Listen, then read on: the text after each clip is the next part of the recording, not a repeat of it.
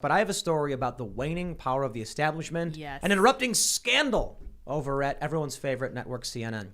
In this story from timcast.com, CNN President Jeff Zucker announces resignation. Zucker says he failed to disclose a relationship with a colleague to the media company, but oh boy, is it so much spicier than that. We have this story from the Daily Mail. Devastated CNN hosts defend Jeff Zucker's illicit career-ending affair with staffer Allison Gollust. Brian Stelter blames Chris Cuomo for outing him, while Allison Camerota says he should not resign. Well, this is really fascinating. Chris isn't done yet. Cuomo's lawyer demand to see emails they believe will prove Jeff Zucker knew about his help for Andrew, his brother Andrew, that could cost the former CNN chief millions of dollars after sacked host forced him to resign. All right. Let me bundle this up for you guys. First of all, CNN's ratings are just in the total trash. Yeah.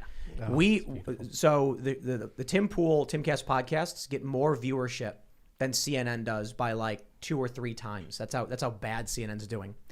What happens is Jeff Zucker, you've got Jeff Zucker, who knows this woman, Allison, what's her name? Gollust. For 20 years. Wow. She works for Andrew Cuomo, right? Then she leaves to go work with him at CNN. Chris Cuomo is then trying to help his brother with this big scandal. They cover it up. Chris Cuomo gets caught, doesn't get reprimanded. All of a sudden, we're now learning that they're all in it together. They're all one big happy family. Jeff Zucker then comes out, fires Chris Cuomo. Chris Cuomo, it seems, feels betrayed. Like, yo, what are you doing? Like, come on, man. You know, Allison, she worked with my brother and we helped you out. So then he publicly comes out and he says Zucker was in a relationship with her and he didn't disclose it. So then he's forced to resign. I think there's a bigger scandal behind all of this, because this shows that CNN is directly colluding with Democrat politicians.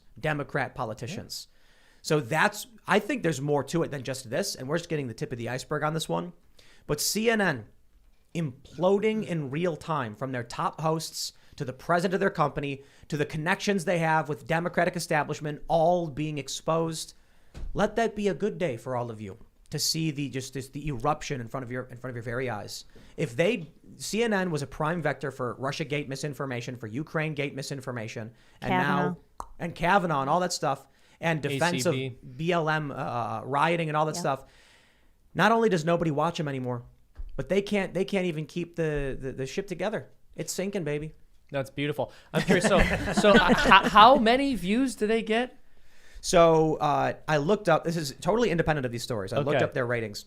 Their total daytime viewership, 443,000 viewers, I believe that's the number. No way. And their total primetime viewership is 663. So daytime's usually way lower. But this is a lot. Daytime's a lot of hours. But primetime is when everyone's tuning into the news. So they're only getting just over about 1 million views. But get this. They only get around 230,000 key demographic views per day. 230,000 people between the ages of 25 to 54 watch CNN on a given day. That's it. That's how abysmally bad. So I was saying this before the show. I was like, yo, one segment that we do. So on my Timcast News channel, we average like 250 unique views and key demo views. One segment I do on my channel gets more than CNN's total key demographic daily viewership.